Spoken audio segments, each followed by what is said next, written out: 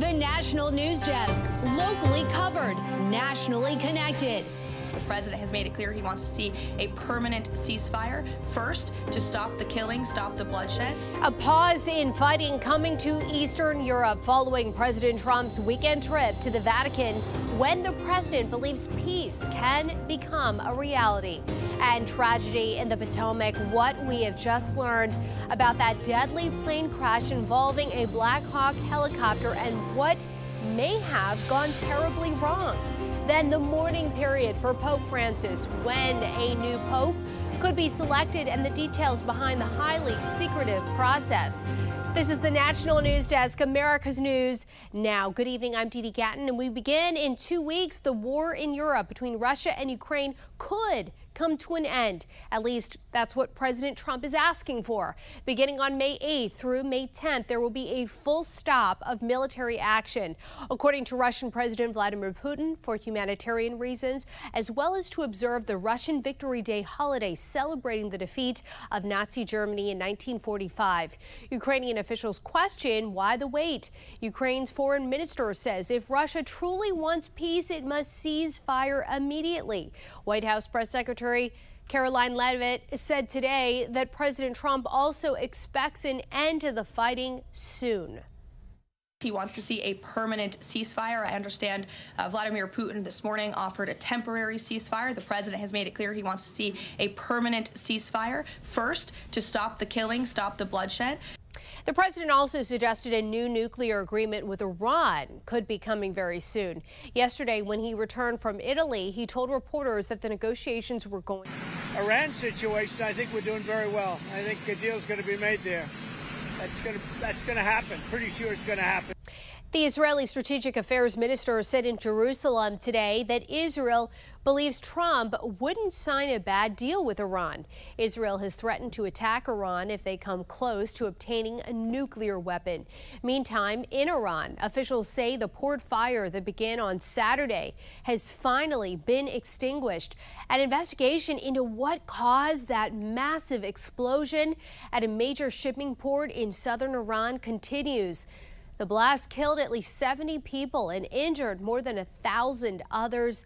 A private security source tells the AP the port fire ignited chemicals from China used to make solid missile fuel. Iran has denied that the port had any materials used by their military. An American fighter jet is now at the bottom of the Red Sea after falling off an aircraft carrier. One crew member suffered a minor injury. The Navy says the $60 million jet was being towed out of the hangar bay of the USS Harry S. Truman when the crew lost control. The Navy says this incident had nothing to do with the Houthi attacks on the carrier, but an investigation is underway. The U.S. has been conducting military strikes against the Houthis in Yemen in an effort to reopen the Red Sea to commercial travel. Freight vessel traffic at major West Coast ports is sharply declining as tariffs on American and Chinese goods upend trade. While China has quietly rolled back tariffs on some semiconductors made in the U.S., it shows no sign of de-escalating the trade war, as the White House says it should. The National News Desk, Atra El-Nashar, has the latest from Washington. The trade war between the U.S. and China stretches into another week with triple-digit tariffs on each other's goods. President Trump tells Time magazine Chinese President Xi Jinping has called him, quote, and I don't think that's a sign of weakness on his behalf. China again says President Trump's claims the two countries have spoken about tariffs is false and that there have been no calls between the two leaders. President Trump was the first to impose tariffs, but says it's up to China to de-escalate. They sell 5 times more to us than we sell to them. And so these 125, 145% tariffs are unsustainable. It is the surplus country that always loses the most. But on America's main streets, the seat is modular. Pain is setting in. Elizabeth Mann owns the children's store Three Littles in Washington, D.C. Strollers are her top source of revenue. The first week of April, we started getting some emails from our brands telling us, hey, you should expect to see some price increases. One car seat that was $399 will now be $549. A stroller that was about $700 will now be $899. And that's to cover the cost of tariffs, so Elizabeth's profits won't go up. We know that eventually, once these prices are higher, that these sales are going to drop off. This pile of boxes in the middle of her store represents what retailers across America are experiencing. Customers rushing to beat price increases. So this is because of tariffs? This is because of tariffs entirely. This is extra inventory for future sales. This is orders that have already been placed. Across town at the White House, President Trump telling Time magazine, "I've made 200 deals," but didn't explain what those are. He did say he'd consider it a total victory if, in a year from now, America still had double-digit tariffs on foreign goods. We're going to be taking in a lot of jobs, a lot of plants and factories. They're already coming. In the years it takes to build manufacturing facilities in the U.S., there's no clear plan for businesses like Elizabeth's. I don't know if it will continue to be lucrative or for how much longer. Now, last week, President Trump was asked by reporters if he's worried about the impact his tariffs will have on small business, and he said no. Now, in Trump's first term, farmers received tens of billions of dollars in subsidies from the federal government to cope with the effects of those tariffs. According to Ag Secretary Brooke Rollins, the administration this time around is making plans to do the same for farmers, if necessary. What more do we know, Atra, about freight vessel traffic and how that could impact store shelves? Well, let's look just at the Port of Los Angeles, which receives a huge volume of Chinese freight. Scheduled vessels there are down more than 27% this week from the previous week, according to data from Port Optimizer. And looking ahead to next week, Didi, scheduled vessels are down more than 36% compared to the same week last year. The executive director of the Port of LA says that the typical 6 to 8 week inventory that retailers keep on hand is likely to dry up here pretty soon. Yeah, some significant drops already. Atra Alnishar live from Washington, D.C. Thank you. We are following breaking news right now. We're getting reports that a car crashed into a building that houses an after-school program in Illinois, and multiple fatalities are possible. As you take a look at the screen, that area obviously barricaded off by emergency vehicles. We are working to get the details of this story, but again, multiple fatalities are possible. We'll have coverage for you both on air and online throughout the evening, as well as thenationaldesk.com.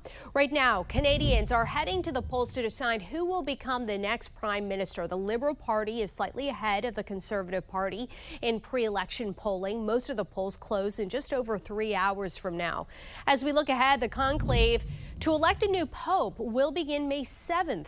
The Vatican made that announcement today after a meeting between cardinals. Cardinals under age 80 will vote in the Sistine Chapel. Once they select Pope Francis's successor, white smoke will come from the chimney above the chapel. Pope Francis was laid to rest on Saturday in a simple tomb. Several factors contributed to the mid-air plane crash in D.C. that killed 67 people, according to a new New York Times report. One is that the pilot might have missed a crucial instruction from her co-pilot to change course. Another is that some of those instructions, we are learning from the control tower, they were cut off when a helicopter crew member pressed the microphone to speak, according to this report. And the technology allowing air traffic control to track the Black Hawk in real time was deliberately shut off, we're told, to simulate the high security mission the aircraft was practicing.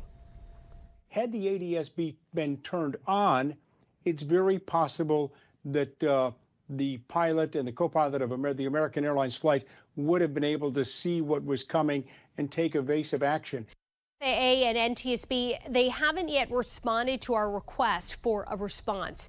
The legal battle between the White House and Harvard is on. Over $2 billion in federal funding for Harvard remained frozen after a hearing today. The Trump administration wants the school to take steps aimed at eliminating campus anti-Semitism, including changing its admission policies and banning face masks. Harvard says last year's pro-Palestinian protests were protected by free speech. The judge plans to hear oral arguments on July 21st. The state trial of the former Memphis officers charged in the death of Tyree Nichols is underway. Demetrius Haley, Tadarius Bean, and Justin Smith have pleaded not guilty to second-degree murder, aggravated kidnapping, and other state charges. Last year, They were convicted of federal charges. In 2023, 5 officers beat Nichols after a traffic stop. He died days later. The 2 other officers involved are expected to change their pleas to guilty. Coming up, the cities at highest risk tonight for tornadoes, hail, and damaging winds. Then, the new steps being taken to expand the southern border wall as President Trump continues his immigration crackdown. Then, your phone might not be the only device listening to you. The information now being collected by cars. We're back in 90 seconds.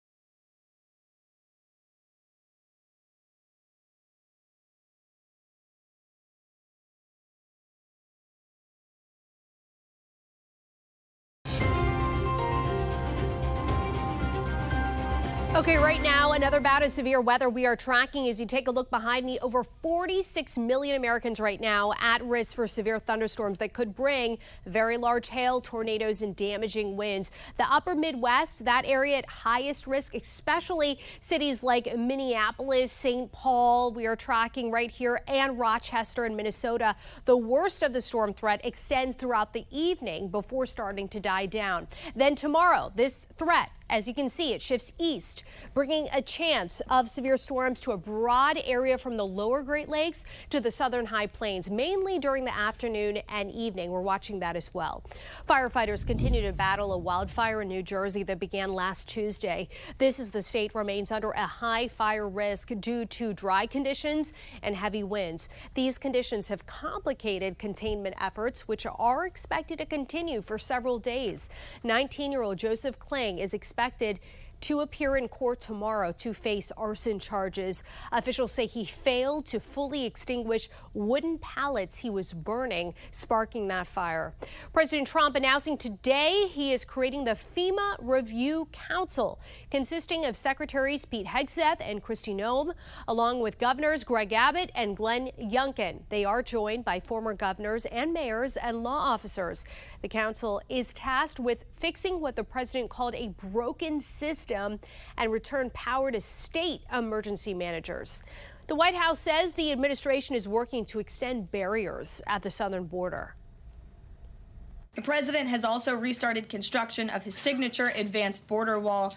More than 85 miles of new border barrier are already in various stages of construction and planning. Every place a border barrier has been built, illegal migrations decline, illegal drug flows decline. White House Press Secretary Caroline Leavitt says 75 additional miles of temporary barriers have been deployed. This comes after the Department of Homeland Security issued a waiver allowing more barriers to be built along the U.S.-Mexico border in California, bypassing environmental regulations. DHS says the waiver will cut through bureaucratic delays. The president will mark 100 days of his second term this week with an event in Michigan tomorrow. As national correspondent Matt Galko reports, the administration wants to tout border progress heading into the rally. Immediately upon taking the oath of office, I will launch the largest deportation program in American history. We'll get them out. The White House hopes to highlight an illegal immigration crackdown as one of the defining policies of President Donald Trump's first 100 days of his second term. One of President Trump's central campaign promises was to secure the border and end this invasion. The president has overwhelmingly delivered on that promise. Dozens of immigrant mugshots with various crimes listed now dot the White House lawn. But the immigration crackdown has also been notable for controversy. Most recently, 3 U.S. citizen children from 2 families were removed from the country and sent to Honduras. White House border czar Tom Homan insisted they went with their mothers who were being deported. What we did is remove children with their mothers who requested the children depart with them. This was a parental decision, parenting 101. The mothers made that choice. Over the weekend, hundreds of arrests of alleged illegal immigrants were made in Florida and Colorado. The DEA busted an underground nightclub in Colorado Springs that yielded more than 100 arrests. What was happening inside was significant drug trafficking, prostitution, crimes of violence. Immigration routinely polls as the president's strongest issue. But a flurry of polls in the last week show Americans generally split on his handling of it heading into his 100th day. There are reportedly other instances where U.S. citizen children were deported without any due process. Due process is a hallmark of what our country is all about. Heading into the 100-day milestone, the White House also unveiled a pair of executive orders to support the immigration crackdown. One empowering law enforcement and another compiling a list of sanctuary cities that are not cooperating with federal immigration law. Reporting in Washington, I'm Matt Gelka. Today, border czar Tom Homan claimed the man deported to El Salvador is now considered a terrorist. Well, except the term error and Abrego Garcia.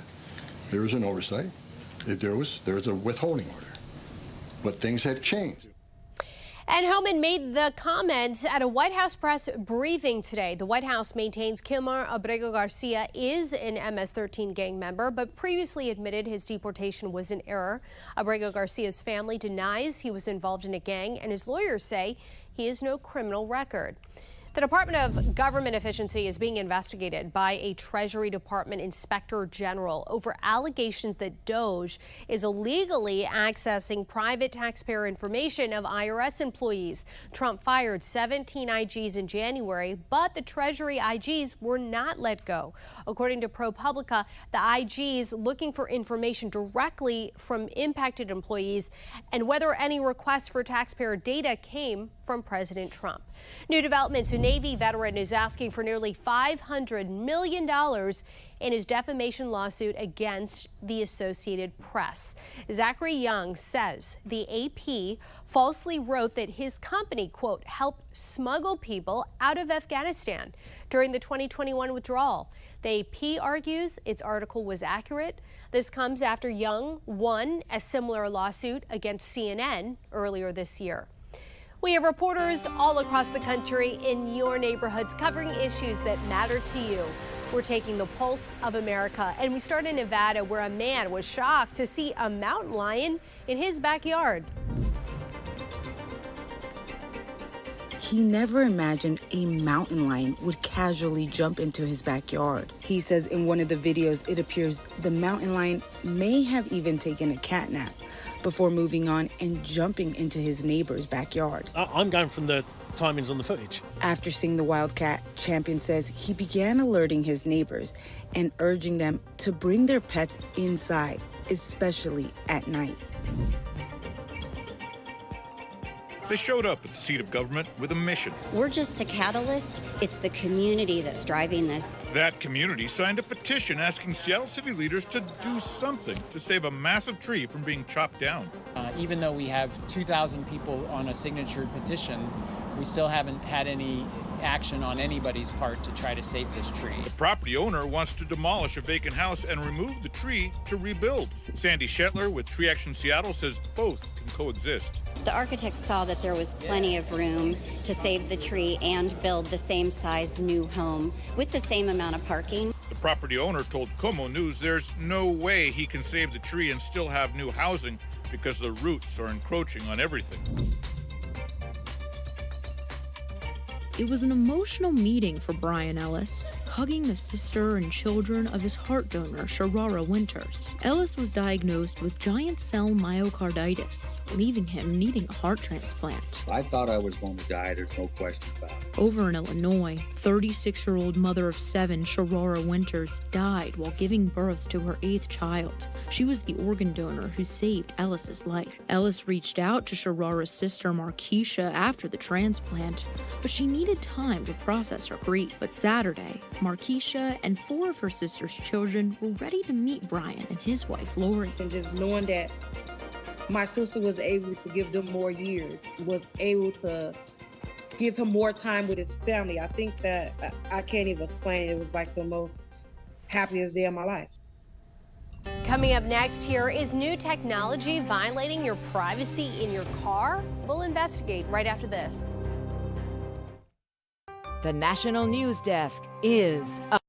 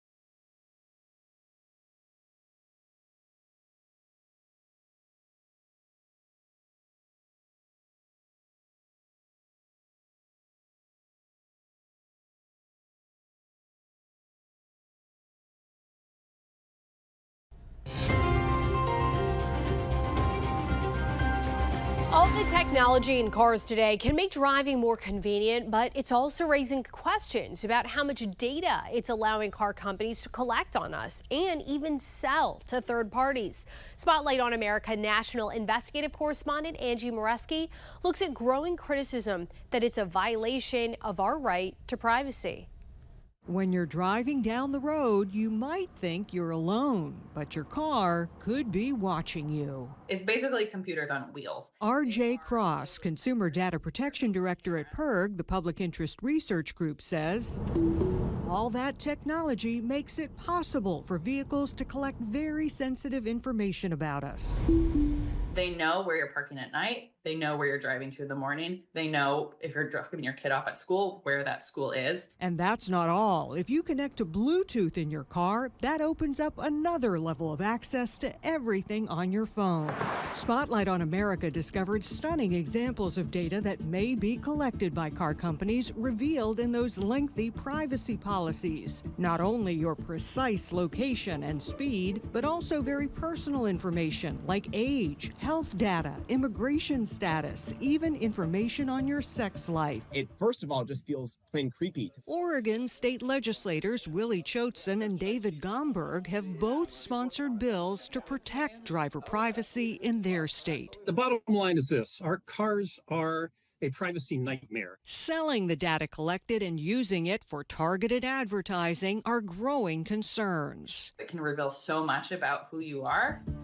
In a lawsuit filed last August against General Motors, the Texas Attorney General alleged GM violated its state privacy policy, accusing the company of collecting detailed driver data through its Smart Driver program and selling it to insurance companies. GM told Spotlight it ended that program last year, but in court filings, the company defends its policy, saying drivers have no expectation of privacy when on a public road. And Spotlight discovered in a patent application made public last year, Ford outlined how it could use an individual's personal driver data to establish the number and frequency of ads presented, even by listening to conversations between occupants in the vehicle. Americans have a right to expect a certain degree of privacy. Can you think of anything more personal than what you do in your home or your car? Ford told Spotlight submitting patent applications is a normal part of any strong business and should not be viewed as an indication of our business or product plans.